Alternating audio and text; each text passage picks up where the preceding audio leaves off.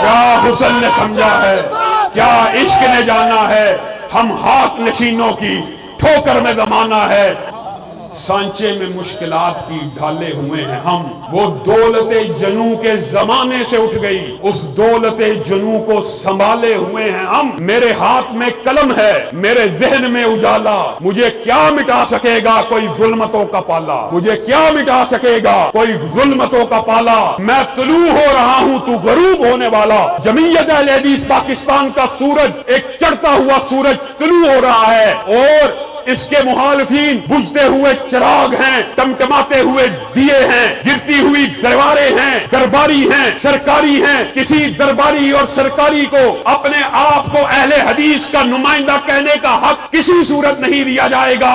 اگر وہ کسی کے کندھوں کے اوپر سوار ہو کے آیا یا اہل حدیث کے اوپر جبری طور پہ مسلط ہو کے آیا۔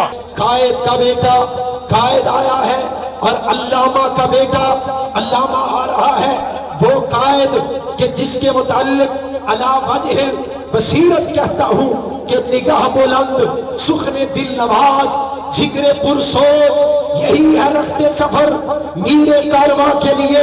جمعیت اہل حدیث اللہ کے فضل و کرم سے وہ طلوع ہو جانے والا سورج ہے جو اس وقت سب کے سروں کے اوپر ہے، جس سورج کے چڑھنے کا، جس کی چمک کا، جس کی روشنی کا اندھے کے علاوہ کوئی انکار نہیں کر سکتا۔ اب جمعیت اہل حدیث ملک پاکستان میں اہل حدیث کی نمائندگی بھی کرے گی، قیادت بھی کرے گی، تبلیغ کے میدان میں بھی، پارلیمنٹ میں بھی، اور انشاءاللہ تعالی ہر فورم پر مسلک کی جنگ لڑیں گے انشاءاللہ۔ انشاءاللہ سے پتہ چلے قائد محترم ہر اہل حدیث کے لیے اعلان کر چکے ہیں، اس اہل حدیث کا تعلق کسی جماعت کے ساتھ ہو، اگر کسی اہل حدیث کی مسجد کسی دوسری تنظیم کی ہے، مسجد بند ہو جمعیت اہل حدیث کھلوائے گی۔ کسی کارکن کا مسئلہ ہو جمعیت اہل حدیث اس کے ساتھ کھڑی ہے، اور ہم بھی انشاءاللہ اپنے جذبے سے قائد محترم کو یقین دلا دینا چاہتے ہیں کہ حضرت علامہ حشاد صاحب جہاں آپ کا پسینہ گرے گا وہاں ان غیرت مند وہابیوں کا خون گرے گا۔ اس جماعت کو آپ کے باپ نے خون دے کے سینچا ہے، آپ کے باپ نے جان دے کے اس پودے کو پروان چڑھایا، مرتے دم تک آپ کے ساتھ وفا کر کے رہیں گے انشاءاللہ۔ آپ کے قدم سے قدم ملا کے، کندھے سے کندھا ملا کے، مسئلہ ختم نبوت کا ہو، مسئلہ ناموس قرآن کا ہو، مسئلہ دفاع صحابہ کا ہو، اہل حدیث کا بچہ جب تک زندہ رہے گا اسلام کا دفاع کر جائے گا، اور جاتا جاتا مر جائے گا، شہداء کے مشن پہ آج نہیں آنے دے گا انشاءاللہ۔ حضرت قائد کا خطاب ہونے لگا ہے، دائیں بائیں جتنے احباب کھڑے ہیں وہ سامنے آ جائیں۔ فضائل صحابہ کے لیے، فضائل صحابہ کا لفظ آپ اپنی زبانوں سے وہ دیکھیں، گواہی پڑھ رہی ہے اوپر، فضائل صحابہ کے لیے 22 محرم کو انشاءاللہ چوک بیگم کوٹ میں سب جائیں گے۔ اللہ کے فضل و کرم سے دعوت خطاب پیش کر رہا ہوں۔ خطیب ابن خطیب، علامہ ابن علامہ، قائد ابن قائد، حضرت علامہ حافظ حشام الہی ظہیر صاحب، آپ نے استقبال کرنا ہے۔ بتائیں ہم بیدار بھی ہیں اور انشاءاللہ غداروں سے ٹکرانے کے لیے تیار بھی ہیں۔ نعرہ تکبیر، شیر بڑو نعرہ تکبیر، عظمت صحابہ، جمعیت اہل حدیث پاکستان، حضرت علامہ حافظ حشام الہی ظہیر صاحب۔ معزز سامعین گرامی قدر، سب سے پہلے میں اپنے تمام علماء کا، رفقاء کا اور برادر حدیث نعیم الرحمن شیخو پوری اور ان کے والد محترم اور ان کے دادا جان کے لیے دعا گو ہوں کہ انہوں نے یہ جو پودا دین کا لگایا آج اللہ کے فضل و کرم سے تناور درخت بن چکا ہے۔ ابھی مولانا محمد حسین شیخو پوری رحمہ اللہ کے بیٹے یہ کہہ رہے تھے کہ اس علاقے کا یہ سب سے بڑا کسی بھی جماعت کے حوالے سے مرکز ہے۔ گویا مولانا محمد حسین شیخو پوری کی نیکیوں کے اندر دن بدن اضافہ ہوتا چلا جا رہا ہے۔ جب بھی کوئی ساتھی یہاں پہ نماز پڑھتا ہے، دعا کرتا ہے، اور میت تو ہر وقت قبر میں اس بات کی منتظر ہوتی ہے، اور ایک حدیث کے الفاظ تو یہاں تک موجود ہیں کہ اس کی کیفیت اس ڈوبنے والے شخص کی طرح ہوتی ہے جس نے ہاتھ باہر نکالا ہوتا ہے کہ کوئی بھی میرے ہاتھ کو پکڑ لے، یعنی کوئی ہی میرے لیے دعا کرے تو یہ جو اولاد نیک ہوتی ہے اپنے والدین کے لیے صدقہ جاریہ ہوتی ہے۔ اور پھر ان والدین کو یہ بھی حدیث صحیح موجود ہے کہ خبر دی جاتی ہے ان کا جب کوئی رتبہ بلند ہوتا ہے تو وہ پوچھتے ہیں یہ کیا ہوا، جنت میں درجہ کیسے بلند ہوا؟ کہا آپ کا ایک نیک بیٹا ہے جو رات کو سجدے کرتا ہے تو آپ کے لیے دعائیں کرتا ہے، آپ کا اس لیے جنت کے اندر درجہ بلند ہو رہا ہے۔ ہم سب دعا گو ہیں، اللہ محمد حسین شیخو پوری رحمہ اللہ اور ان کے برادران عزیز جو دنیا سے چلے گئے ہیں ان کو کروٹ کروٹ جنت نصیب فرمائے، انہیں جنت الفردوس میں جگہ عنایت فرمائے۔ اور یہ شیخ القرآن کے جو جانشین ہیں، اللہ کے فضل و کرم سے شیخ القرآن جمعیت اہل حدیث پاکستان کے بانی لیڈروں میں شامل ہیں، اور آج ان کی اولاد، ان کے پوتے جمعیت اہل حدیث کے مرکزی رہنما کی حیثیت رکھتے ہیں، اور نعیم بھائی پنجاب کی جمعیت اہل حدیث پاکستان کے صدر بھی ہیں۔ گویا یہ رفاقتوں کا اور قربتوں کا تعلق نسل در نسل جاری و ساری ہے خاندان کے اندر۔ اللہ تعالیٰ ان محبتوں میں مزید اضافہ فرمائے۔ میں آپ بھائیوں کو زیادہ ابتلا میں نہیں ڈالوں گا، وقت بہت بیت چکا ہے، چند باتیں کروں گا۔ سب سے پہلی بات ابھی ایک بھائی نے کی تو اس وقت ذہن میں یہ آئی، امام ابن تیمیہ کا ایک قول ہے کہ صحابہ کے خلاف زبان درازی کرنے والے یہود و نصارہ سے بدتر ہیں، اہل کتاب کے جو یہودی اور عیسائی ہیں ان سے بدتر ہیں۔ آپ سے پوچھا گیا یہ ان سے بدتر کیوں ہیں؟ تو امام ابن تیمیہ نے کہا اللہ کی قسم یہودیوں نے بھی موسیٰ کے ساتھیوں کو برا بلا نہیں کہا، عیسائیوں نے بھی عیسیٰ کے ساتھیوں کو برا بلا نہیں کہا۔ یہ کائنات کی سب سے گندی اور بدتر مخلوق ہے جو اپنے نبی کے ساتھیوں کو برا بلا کہتی۔ آپ عام فہم انداز میں سوچئے، ایک بات ابھی ہم آپ سے پہلے وہاں پہ سگیاں پہ موجود تھے، ایک ساتھی نے مجلس میں کی بڑی خوبصورت بات اور وہ بھی ذہن میں رہ گئی۔ آپ مغرب کو کیا پیغام دیتے؟ رسول اللہ صلی اللہ علیہ وسلم بہت اعلیٰ ہیں، افضل ہیں، آپ کے نبی ہیں، لیکن ایک گروہ پیغام یہ دیتا ہے کہ نبی تو بہت افضل ہیں لیکن معاذ اللہ بیویاں بری ہیں۔ نبی تو بہت افضل ہیں، سسر برے ہیں۔ نبی تو بہت افضل ہیں، داماد برے ہیں۔ یہ نبی اکیلے افضل ہیں، ارد گرد جتنے خاندان والے ہیں سارے ہی برے ہیں۔ بتائیے آپ رسول اللہ کا کیا نقشہ مغرب کے سامنے کھینچ رہے ہیں؟ یہ کیسی عقل ہے؟ یہ عقل کے اوپر ایک پردہ ہے۔ رسول اللہ صلی اللہ علیہ وسلم نے نبیوں کے بارے میں جو حدیث بیان کی ہے نا، اس حدیث کے اندر ہی صحابہ کا ذکر بھی موجود ہے۔ اور اگر ایک حدیث ہمیں یہ سمجھ آ جائے، کلیہ سمجھ آ جائے کہ صحابہ کا انتخاب بھی اللہ رب العزت نے کیا، جیسے نبوت کسبی نہیں ہوتی، اللہ رب العزت کی طرف سے، یعنی آپ اور میں محنت کرنا شروع کر دیں ہم نبوت کے مقام پہ فائد ہو سکتے ہیں عبادتیں کر کر کے؟ نہیں۔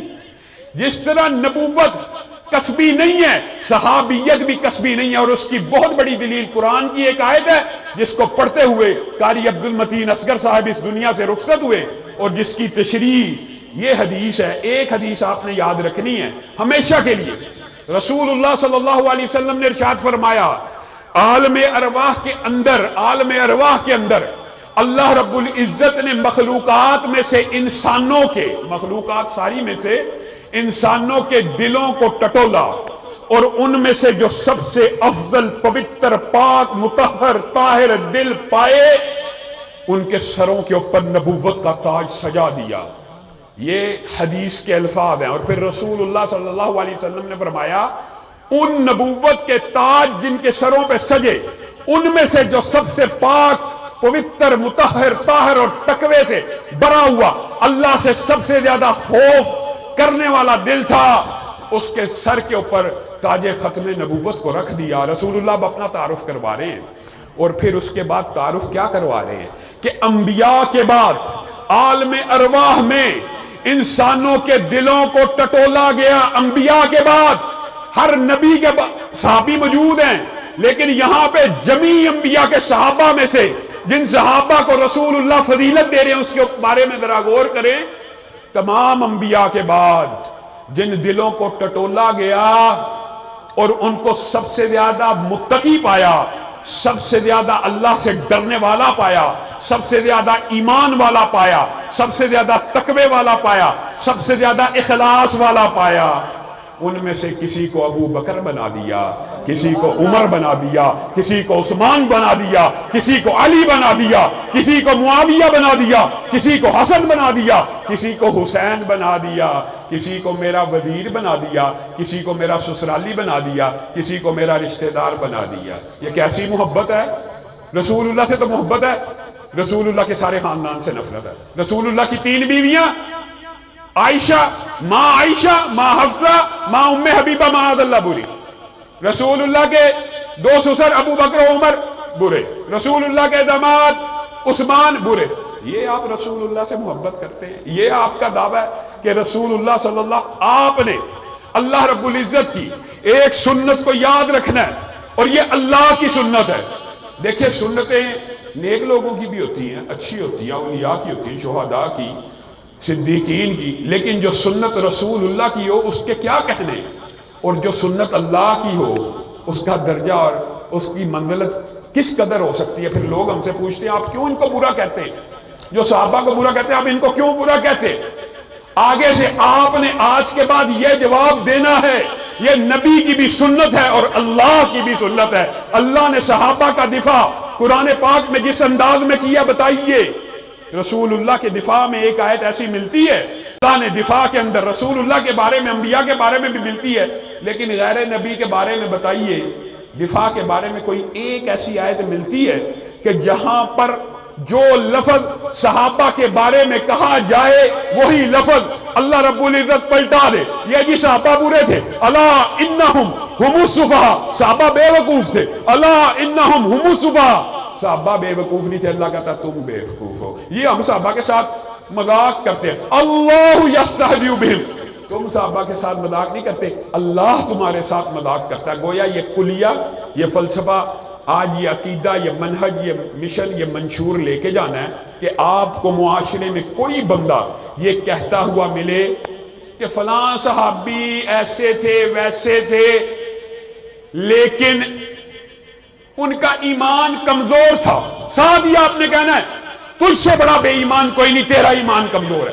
فلاں صحابی برا ہے، وہ برا نہیں، تو سب سے بڑا برا ہے، فلاں صحابی بے ایمان ہو گیا، وہ بے ایمان نہیں ہوا بلکہ تو بے ایمان ہو گیا۔ آپ مجھے ایمانداری سے بتلائیے، ایک بندہ، یہ حدیث بھی آپ نے سنی ہوگی، ایک مسلمان کسی دوسرے مسلمان کو کافر کہہ دے اور وہ بندہ کافر نہ ہو تو کہنے والا کافر ہو جاتا ہے کہ نہیں؟ صحیح حدیث ہے، ہو جاتا ہے کہ نہیں؟ جو بندہ لا الہ الا اللہ پڑھ کے مسلمان ہوا ہو اس کو اگر کوئی کہے کافر اور وہ کافر نہ ہو تو کہنے والا کافر ہو جاتا ہے۔ اور جن لوگوں کے بارے میں صرف کلمے کی گواہی نہیں، عرش کی بلندیوں سے رضی اللہ کا پروانہ موجود ہو، اس کے بارے میں کوئی بندہ یہ کہے یہ بے ایمان ہے، اس کا ایمان باقی رہتا ہے۔ ہمیں یہ تانے دیے جاتے ہیں کہ کافر کافر کے، ہم کافر کافر کے نعرے نہیں لگا رہے، آپ کو ایک کلیہ اور فلسفہ سمجھا رہے ہیں۔ اگر مسلمان کو کافر کہنے والا تکفیری مہم پچھلے 20 سال میں چلی ہے، ہم بھی اس کا حصہ ہے، ہم مسلمان کی تکفیر کے قائل نہیں ہیں، لیکن یہ فلسفہ تو بتانا پڑے گا۔ اگر مسلمان کو کافر کہنے سے بندہ کافر ہو جاتا ہے تو ابو بکر کے ایمان کا انکار کرنے والے کا ایمان باقی رہ سکتا ہے؟ عمر کے ایمان کا انکار کرنے والے کا ایمان باقی ہے؟ صحابہ کو بے ایمان کہنے والا دنیا کا سب سے بڑا بے ایمان، اس کا ایمان باقی رہتا ہے؟ کسی صورت بھی نہیں رہتا۔ یہ اتنے عظیم صحابہ ہیں، ابھی برادر عزیز محترم علامہ طارق محمود یزدانی صاحب حضرت ابو بکر کی کیسی شان اور فضیلت بیان کر رہے تھے، اس میں ایک جملہ ایڈ کروں گا، ایک دو باتیں ایڈ کر کے بات کو آگے بڑھاؤں گا۔ رسول اللہ صلی اللہ علیہ وسلم نے ایک مرتبہ ابو بکر و عمر کے باہمی جھگڑے میں، کس ہستیوں کے؟ ابو بکر کے بعد کائنات میں سب سے افضل عمر ہے، ہلکا پھلکا جھگڑا ہو گیا تو رسول اللہ صلی اللہ علیہ وسلم نے خطبہ دیا حضرت ابو بکر کی شان میں، اور کیا لفظ کہے؟ اور ابو بکر کی شان میں جو رسول اللہ کے الفاظ ہے وہ انسان حیران رہ جاتا ہے کہ میں نے اس دنیا میں ہر بندے کے احسان کا بدلہ اتار دیا، لیکن اے ابو بکر آپ کے احسانات کا بدلہ کل قیامت کے دن اتاروں گا۔ اور بتائیے جب رسول اللہ اپنے اوپر احسانات کا بدلہ اتاریں گے تو وہ بدلہ کیسا ہوگا، کس قدر عظیم ہوگا، کس قدر اعلیٰ ہوگا۔ اور یہ الفاظ کہے فَهَلْ أَنْتُمْ تَارِكُوا لِي صَاحِبِي، کیا تم اس ابو بکر کو میری وجہ سے تنگ کرنا چھوڑ سکتے ہو؟ جس وقت تم اپنا مال مجھ سے روکا کرتے تھے، یہ میرے اوپر اپنا مال نچھاور کیا کرتا تھا، اللہ نے مجھے اپنا خلیل چن لیا ہے۔ اللہ کی قسم اگر مجھے اجازت ہوتی اس دنیا میں خلیل چننے کی تو میں ابو بکر کو اپنا خلیل چن لیتا۔ اتنا عظیم مرتبت کہ امی عائشہ ایک دن آسمان کے ستاروں کو دیکھ رہی ہیں اور دل میں خواہش پیدا ہو رہی، ارب ہا ارب ان گنت ستارے، اللہ کے رسول کیا دنیا میں کوئی ایک ایسا ہے کہ جس کی نیکیاں ان ستاروں سے بھی زیادہ ہوں، اس ستاروں جیسی ہوں؟ کہا ہاں ہے۔ کہا کون؟ کہا عمر۔ امی عائشہ کے دل کو اس دن چوٹ لگ گئی کہ میرا باپ کیا ہوا کہ جو ہر وقت ساتھ تھا، جو ہر وقت ہر پہر غار سور کے اوپر کندھے کے اوپر اٹھا کے لے کے چل رہا ہے، کبھی آگے دوڑ رہا ہے کبھی پیچھے دوڑ رہا ہے، سفر ہجرت میں کہ تیر آئے تو مجھے لگے۔ ماں عائشہ نے اس دن سوچا ہائے میرے باپ کی قربانیاں کیا ہوئی، جسارت کر کے پوچھ لیا پھر میرے باپ ابو بکر کا کیا کہنا ہے، پھر میرے باپ ابو بکر کی کیا فضیلت ہے۔ عائشہ تو نے آسمان کے ستاروں سے اپنے باپ کی فضیلت کا کمپیریزن کرنے کی کوشش کی؟ ابو بکر کی 3 راتوں کی جو غار سور کے اندر، سبحان اللہ، ایک ایک سوراخ کے اوپر کپڑا دے رہے ہیں، ایک سوراخ کے لیے کپڑا نہ بچا اپنی ایڑی کو رکھ لیا، اور وہاں سے بھی اگر زہریلا جانور کاٹ رہا ہے تو پاؤں ہلا نہیں رہے کہ رسول اللہ کی آنکھیں نہ کھل جائیں۔ رسول اللہ صلی اللہ علیہ وسلم نے فرمایا ابو بکر کی ان 3 دن کی نیکیاں یہ آسمان کے ستاروں سے زیادہ ہیں، تیرا باپ تو اتنا اعلیٰ ہے، تیرا باپ تو اتنا افضل ہے۔ اور عمر کے بارے میں بھی جو ہردہ سرائی ہوتی ہے، اس عظیم الشان جس کے فضائل و مناقب اس قدر زیادہ ہیں کہ ایک ایک شخصیت کے بارے میں 50 60 جمعے پڑھائے جائیں کم ہیں، لیکن صرف اشارہ کرتا چلوں گا۔ وہ عمر کہ جو ساری زندگی رسول اللہ نے ساتھ موجود نہ ہوتے، موجود نہیں ہوتے، کوئی بات پتہ چلتی، ایسا جانور نے کلام کیا، بیل نے کلام کیا، بیڑیے نے کلام کیا، صحیح حدیث موجود ہے، تو رسول اللہ صلی اللہ علیہ وسلم کے ارد گرد ابو بکر و عمر موجود نہ ہوتے، لیکن رسول اللہ کیا کہتے؟ میں محمد ایمان لے کے آیا، ابو بکر ایمان لے کے آیا، عمر ایمان لے کے آیا، میں آیا ابو بکر آیا عمر آیا، میں آیا ابو بکر آیا عمر آیا۔ یہ وہ عمر ہے کہ جس وقت خنجر چل چکے ہیں، جان حلق میں اٹکی ہوئی ہے، جان حلق میں اٹکی ہوئی ہے، وہ اپنی زندگی کے شب و روز کو یاد کر رہا ہے اور اپنے بیٹے کو کہہ رہا ہے اب آخری لمحات ہے، آخری دموں پہ جان ہے، ماں عائشہ کو کہنا امیر المؤمنین کی ایک خواہش ہے، اگر ماں عائشہ اس خواہش کو قبول کر لیں تو آپ اس خواہش کی تکمیل کر دینا۔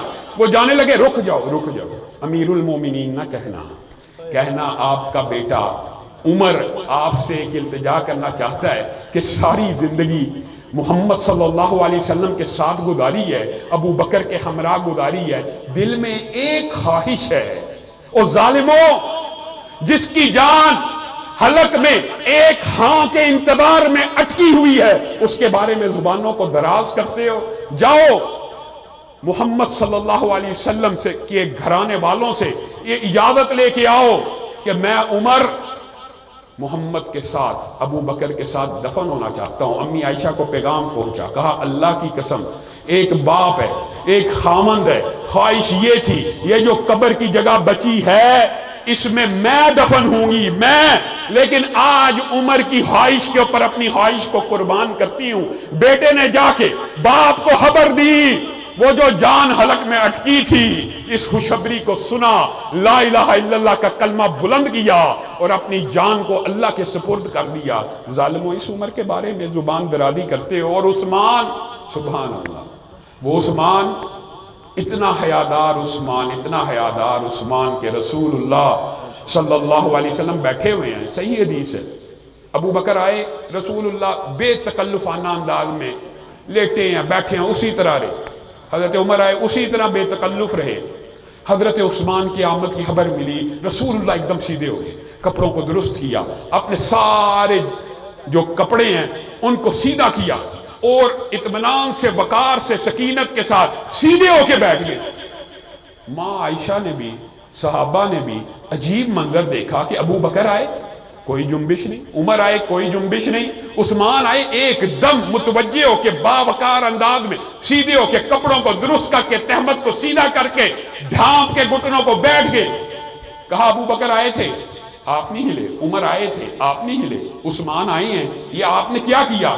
کہا جس عثمان کی رب ہوا کرتا ہو میں محمد صلی اللہ علیہ وسلم اس کی حیا نہ کروں۔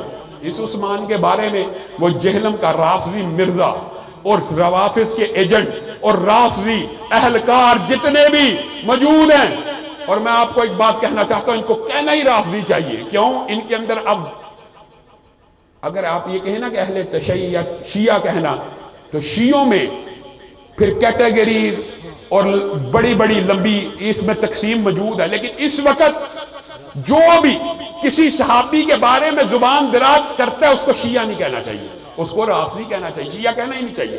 شیعہ صرف اس کو کہنا چاہیے جو صحابہ کی توہین نہ کرے، اس کو آپ شیعہ کہہ لیں تو کہہ لیں۔ وہ جو رافضی ہیں وہ ہر وقت وہ دیکھیں اہل سنت کا وہ چوگا اڑا ہوا اس نے، اور وہ ہر وقت ایک ہی بات آپ کے دماغ میں ڈال رہے ہیں، ایک ہی بات، یہ بنو امیہ ایسے تھے، بنو امیہ ایسے تھے، بنو امیہ ایسے تھے۔ ایمانداری سے بتلائیے، میں علامہ صاحب یا علماء میں سے کوئی ایک شخص یہاں آپ کے سامنے سٹیج پہ بیٹھ کے یہ کہ اور یار رانے معاذ اللہ سارے بغیرت ہوتے، یا چودھری سارے چول ہوتے، اور یا جٹ بڑے خبیث ہوتے، آپ کہیں گے یہ بے وقوف جاہل زبان دراز، اس کی زبان کو لگام دینے کی ضرورت ہے۔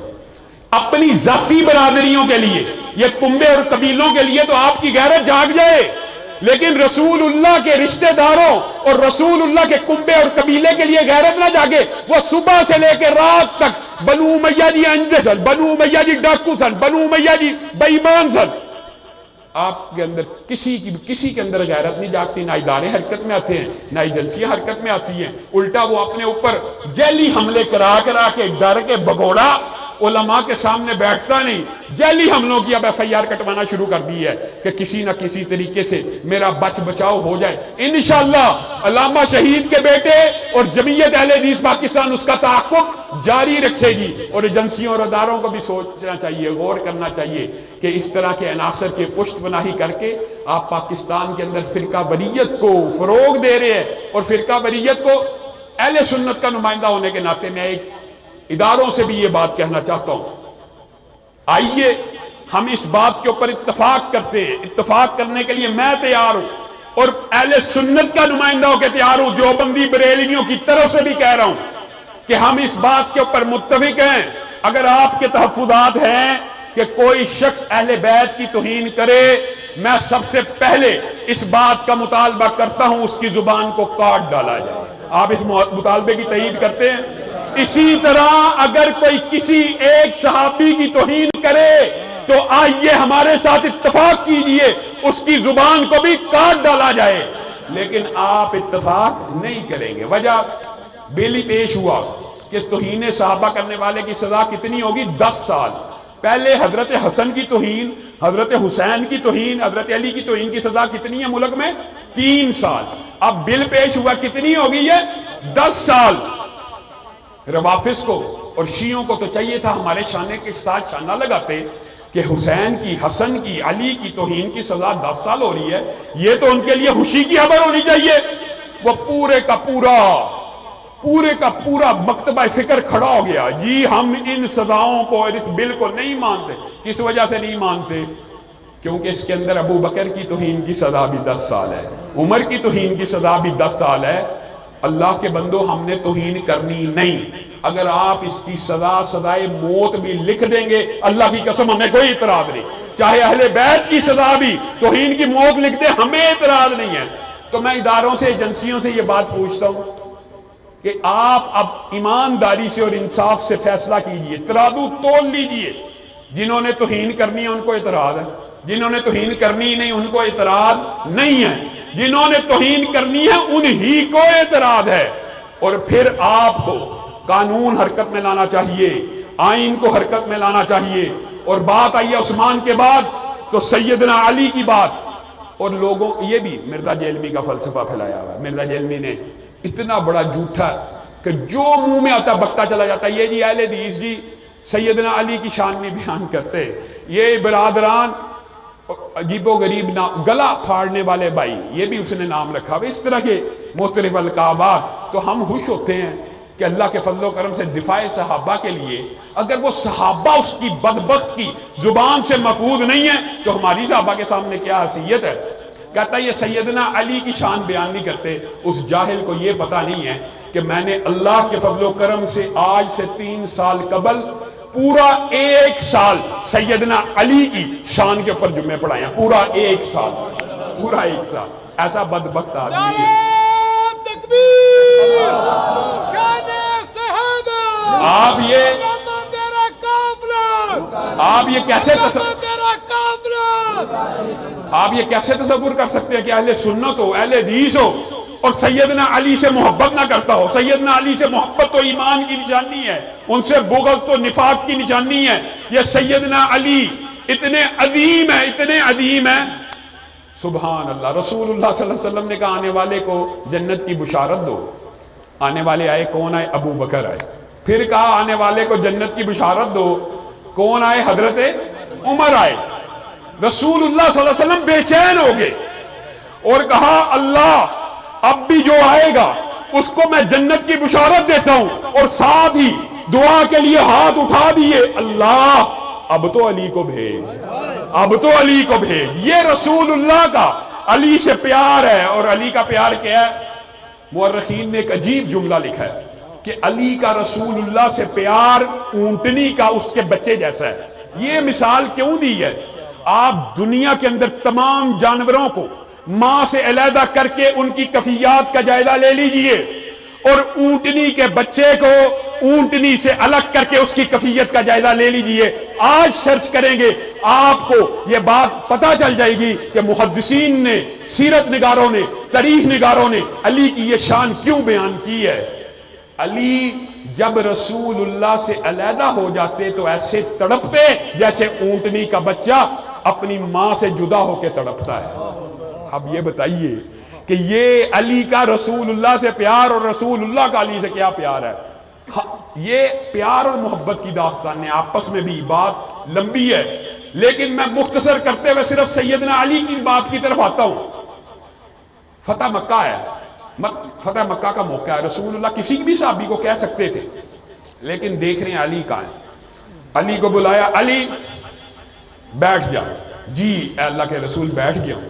علی میں تیرے کندھوں پہ سوار ہوں گا، تو مجھے اٹھا لیں اور میں یہ سارے بت، یہ باطل غیر اللہ کی طرف بلانے والے اور جن کی عبادتیں اور یہ ان کو اپنے ہاتھوں سے گرا دوں گا۔ حضرت علی کہتے ہیں میں بیٹھ گیا، رسول اللہ صلی اللہ علیہ وسلم نے میرے کندھے مبارک کے اوپر اپنے پاؤں کو رکھ لیا۔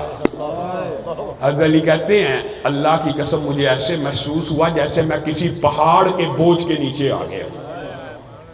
یہ حدیث سیدنا علی کی شان اور فضیلت کے اوپر، اور محدثین نے باب بھی سیدنا علی کے فضیلت کے باندھے ہیں، لیکن سبحان اللہ ایک محدث نے اس باب کے نیچے ایک ضمنی باب بھی باندھا ہے۔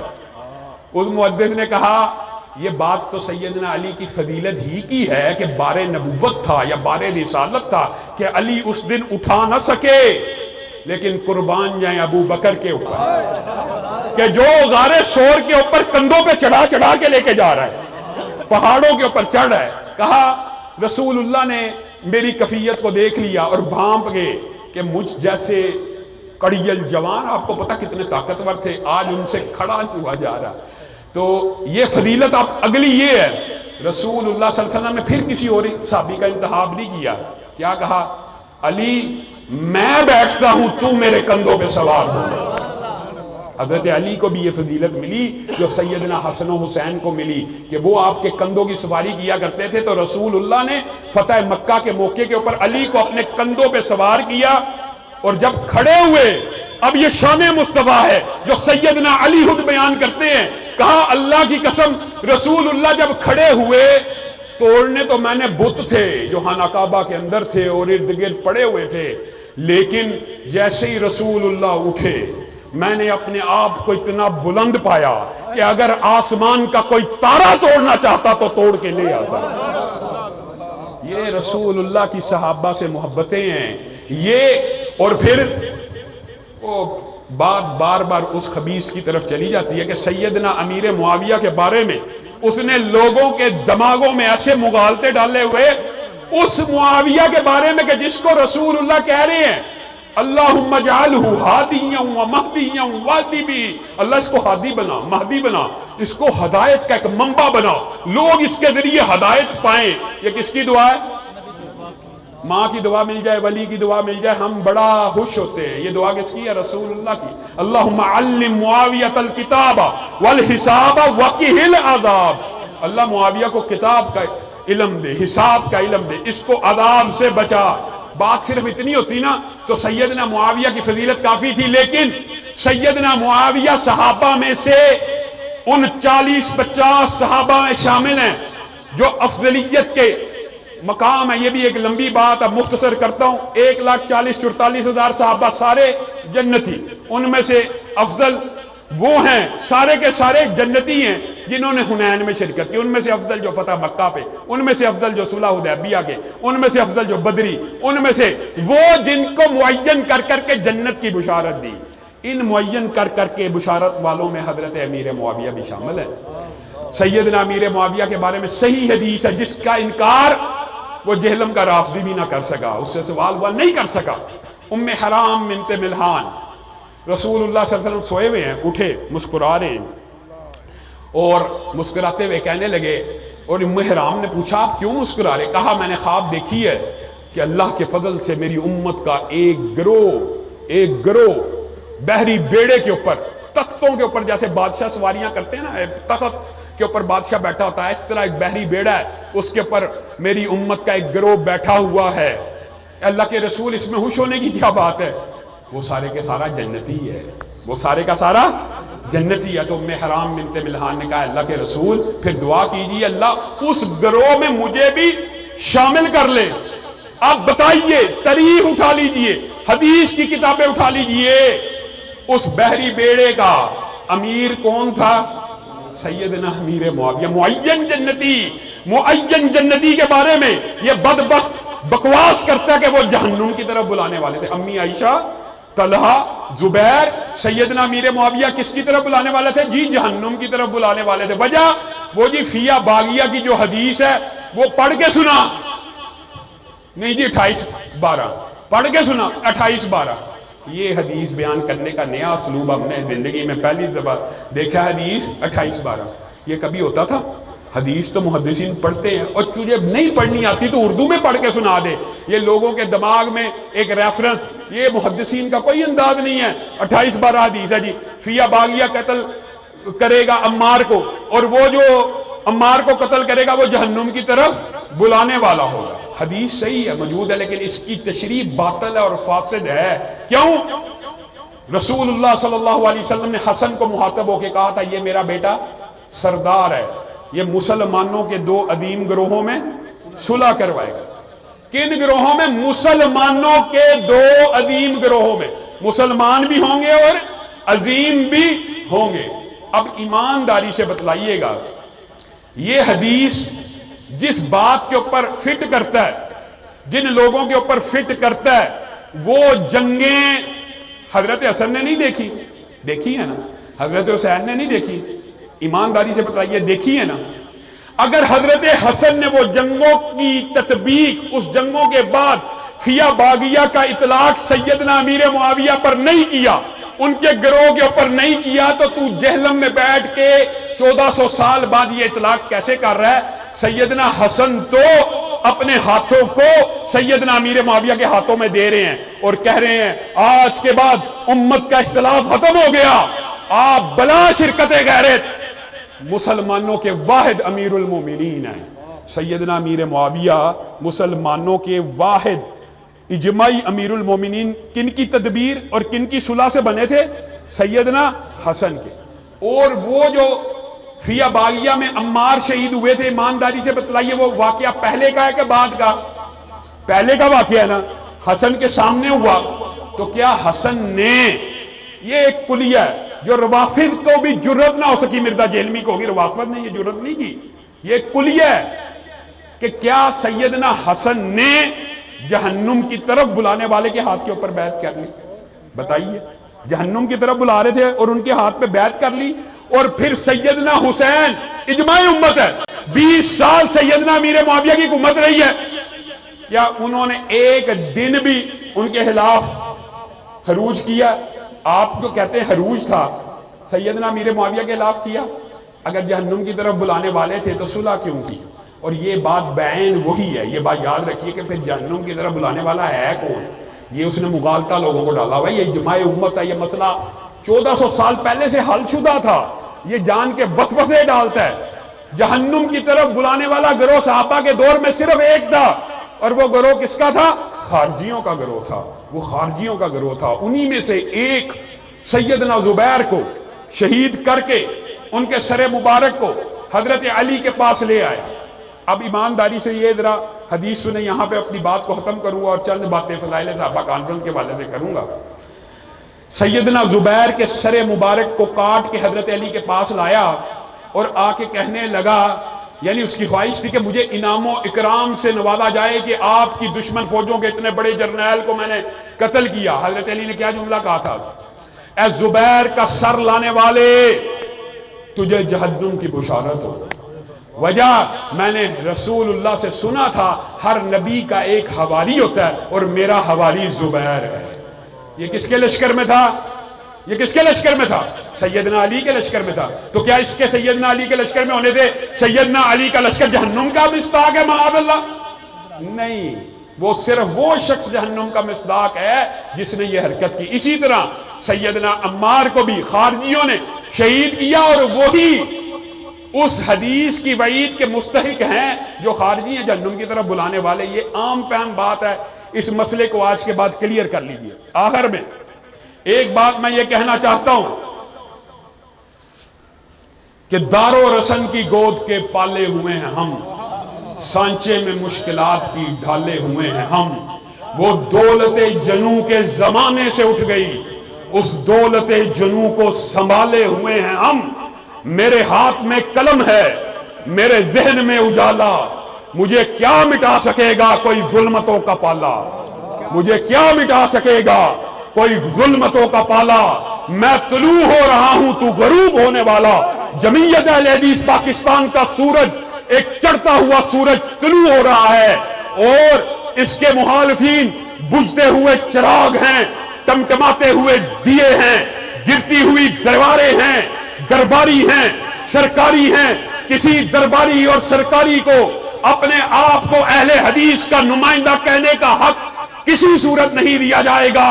اگر وہ کسی کے کندھوں کے اوپر سوار ہو کے آیا یا اہل حدیث کے اوپر جبری طور پہ مسلط ہو کے آیا، ہمارے سے اختلاف کیا بھائی طارق نے بیان کیا، اللہ کی قسم اختلاف سے بچنے کے لیے، ورنہ یہ میرا بوڑھا جوان ساتھی ارشد بیگم کوٹی اس کانفرنس کا بانی ہے، اور اس نے ابھی بیگم کوٹ کی ایک مجلس میں کہا، اگر بات آئے علامہ صاحبہ کہہ دینا کہ اگر تم میں ذرہ برابر بھی شرم ہے تو قرآن کے اوپر فیصلہ کر لیتے ہیں۔ ارشد بیگم کوٹی قرآن اٹھانے کے لیے تیار ہے کہ اس کانفرنس کے بانی علامہ شہید بھی تھے اور مولانا ارشد بیگم کوٹی بھی تھے۔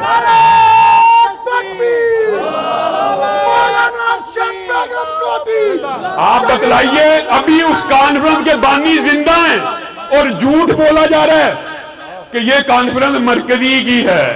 اللہ کے بندو، یہ پھر آپس میں کہتا ہوں مباہلے کے چیلنج نہیں ہونے چاہیے، ایک مسلک کے ہیں، لیکن آپ اگر ہمیں اتنا تنگ کرو گے، فیس بک کے اوپر جعلی آئیڈیاں بنا کے پوری ایک بریگیڈ گالی کی بھرتی کر کے ہمارے خلاف چھوڑو گے، پھر ہم بھی اگر کوئی شکوہ کر دیں گے تو آپ لوگوں کو بھی سننے کی ضرورت ہے۔ کیا جی یہ مرکزی جمعیت اہل حدیث علامہ احسان الہی ظہیر شہید کی جماعت ہے؟ معاذ اللہ، علامہ احسان الہی ظہیر شہید ان کے رفقا بیٹھے ہوئے ہیں۔ اللہ کی قسم جب تک زندہ رہے ان کی جماعت کا نام جمعیت اہل حدیث پاکستان تھا. او یار اس بارے میں بھی جھوٹ بولتے ہو, اور تم نے ممبر و محراب کے وارث ہو, زاغوں کے تصرف میں عقابوں کے نشیمن, اور آپ ہیں مسلط دعوت و ارشاد کے امیر. آپ نے نام رسالت پہ کمائی کی ہے. آپ کیا ہیں؟ آپ جھوٹ بولتے ہیں ممبر رسول کے اوپر بیٹھ کے کہ یہ جی مرکزی کی کانفرنس, جمعیت اہل حدیث کی کانفرنس, جمعیت اہل حدیث کے بانی, اس کے بانی, ان بانی رفقا میں مولانا ارشد بیگم کوٹی آج بھی زندہ ہیں. پھر بھی بعد میں ہمارا مرکزی کے ساتھ اتحاد ہوا, اس کے تحت بھی یہ کانفرنس ہوتی رہی. اس بات کا ہم بھی انکار نہیں کرتے, نہ جھوٹ بولتے ہیں کہ مرکزی کے ساتھ جب اتحاد ہوا مشترکہ کانفرنسیں ہوئی ہیں. مشترکہ کانفرنسیں کوئی چمبے کی بات ہے, دکھ کی بات ہے؟ یہ تو قابل فخر بات ہے. مشترکہ ہوئی ہیں. جمعیت اہل حدیث پاکستان کو جب بحال کر دیا گیا, اس کے بعد میں نے اپنے ساتھیوں سے مشورہ کیا, رائے لی. ہم نے کہا فضائل صحابہ کے ترانے ہی پڑھنے ہیں نا, فضائل صحابہ کے نغمے ہی گنگنانے ہیں نا, وہ بھی کریں, ہم بھی کریں گے. وہ بھی کریں, نہ ان کے رستے میں رکاوٹ ڈالی جائے. اور ہم یہ توقع کرتے تھے کہ وہ بھی ہمارے رستے میں رکاوٹ نہیں ڈالیں گے, لیکن اللہ دشمن بھی کوئی اعلیٰ ظرف دے. ایسے کم ظرف لوگ ہیں فضائل صحابہ کانفرنس کو روکنے کے لیے دن رات دفتروں کے چکر کاٹ رہے ہیں, دن رات دفتروں کے چکر کاٹ رہے ہیں, پیسے لگا رہے ہیں, رشوتیں دے رہے ہیں, فائلیں سائن کرا رہے ہیں.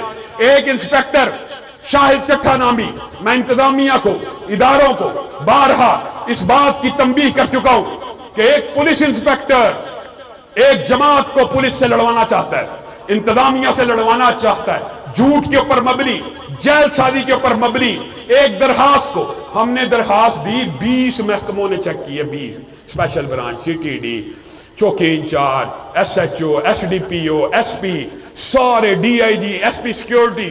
20 دن بعد اجازت منظور ہو گئی. انسپیکٹر شاہد چٹھا اپنے منصب کا فائدہ اٹھاتے ہوئے, ٹریفک وارڈنوں کا انسپیکٹر ہے, پوری تفتیش کر لیا کون ہے, کہاں رہتا ہے جناب, اور انہی کا بھیجا گیا ہے, انہی سے پیسے اور مال بٹور رہا ہے. اور اس کی درخواست بھی اللہ کے فضل و کرم سے آفس میں نکلوا لی ہے, وہ درخواست بھی آ چکی ہے, فیس بک کے اوپر ہم نشر بھی کر چکے ہیں.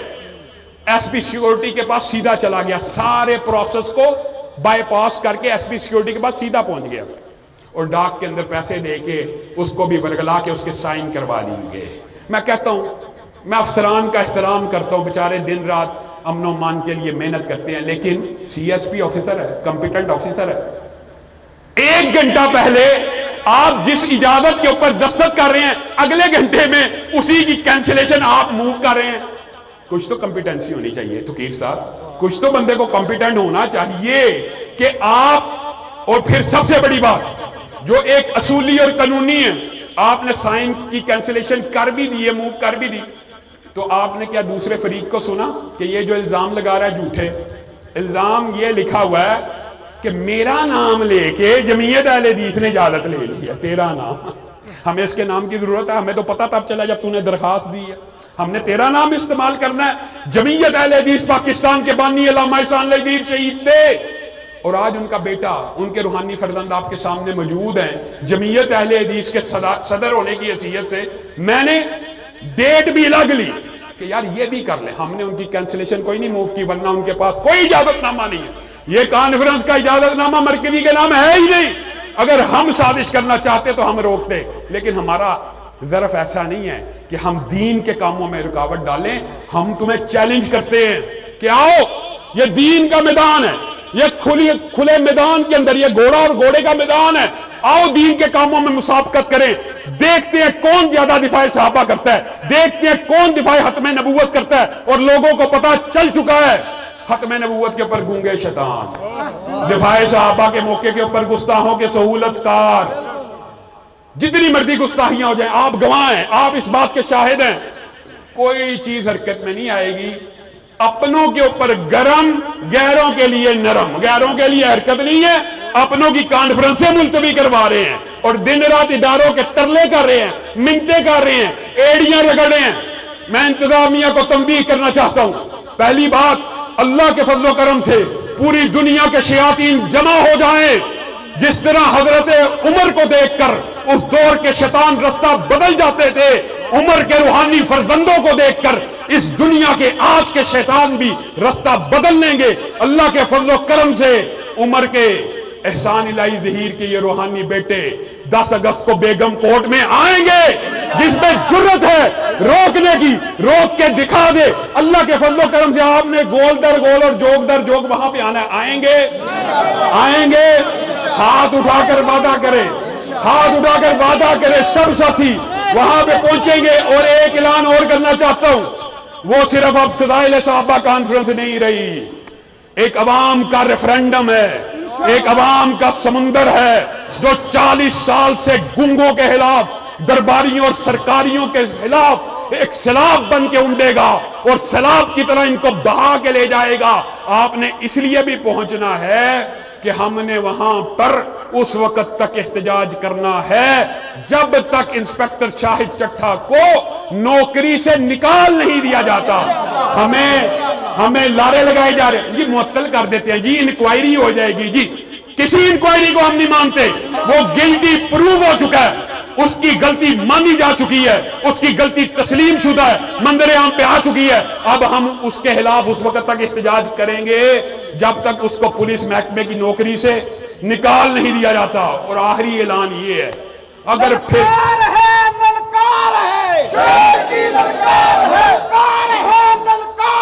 آخری اعلان یہ ہے، اگر آپ نے میرے کسی کارکن کو ہراساں کیا، میرے کسی کارکن کے اوپر دھونس ڈانس لی، اس دن کرنے کی کوشش کی، رکاوٹ ڈالنے کی رتی برابر بھی کوشش کی، تو اللہ کے فضل و کرم سے کانفرنس بھی ہوگی۔ اور اگلا جمعہ جو اگلے دن جمعرات کے بعد جمعہ آ رہا ہے، یہ میرا بھائی علامہ طارق محمود یزدانی وہاں پہ پڑھائے گا اور بیگم کوٹ کی ساری مسجدیں بند ہو کر اسی چوک میں نماز جمعہ کو ادا کریں گی انشاءاللہ۔